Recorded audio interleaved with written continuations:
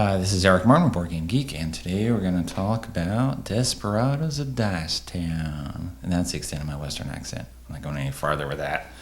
This is by designers Bruno Cathala and Ludovic Malblanc, with art by Piero, published by Matago. It's a thematic sequel to Dice Town by the same designer, artist, team, and publisher, released in 2009. Desperados of Dice Town came out in middle of 2014, has dice, as you might expect.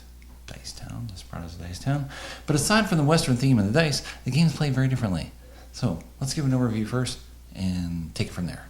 Desperados of Dice Town is for 2 to 4 players, and each player starts with a family of desperados in jail. You want to free those guys from jail and ideally end up with the most money when you do that. Alternatively, you can try to bankrupt everyone else. If everyone else runs out of money, you're the only one with money left, you win, because eventually you'd go free. All right.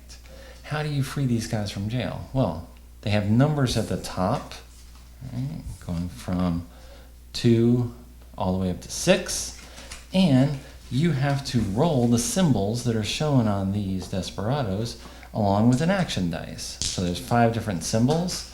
Those 5 symbols are on the dice along with an action face. You roll Yahtzee style. You roll, you can save what you want. And I roll again. I roll one more time. All right, fine, we'll go with this. I got double pistol with an action.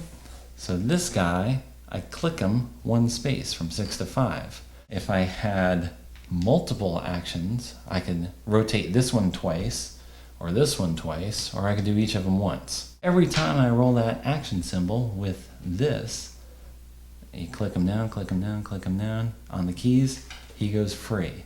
That doesn't mean he's useless.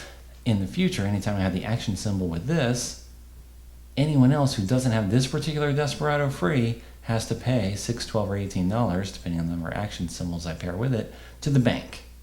That's how people run out of money. Of course, if I get my guy free, well then it's a standoff and they don't do anything to each other.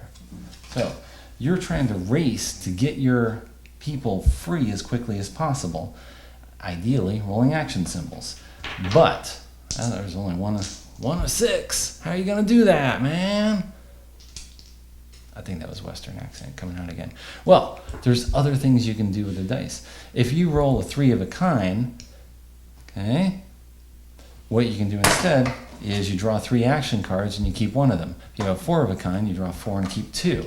If you roll and you end up having no action symbols, no triple, no anything, you just get one of these as a pity card. Okay, these all provide special powers, as you might expect. All right, this one counts as an additional action symbol. This, you cancel someone else's card. Each action phase can be used with any Desperado, regardless of what else you roll. There's ones that keep you from losing money or force people to pay extra money. There's all sorts of other actions to go through here, and they come into play quite handily. You often want these in hand to thwart what other people are doing or to better your own chances. Now, everyone starts with $50. All right? As desperados start shooting each other, some of that money is going to go into the bank. All right, that's how you end up with less money or more than other players. If you free all your guys and you don't have more money than anyone else, well, you better get more. And you do that by shooting the other players. So you have to look at them, see which ones they don't have free, ideally activate those desperados. Or get cards that will let you get money or cost them money. Or you have a particular power that's associated with your number 2 character. All right? Pedro here earns money. There's one guy that gets cards. There's one guy that costs everyone else money, regardless of what they have free or not. And then there's another guy that lets you get out of jail faster by activating your Desperados and get them to go free. So I played Desperados of Dice Town 8 times now on a review copy, all with 2 and 3 players.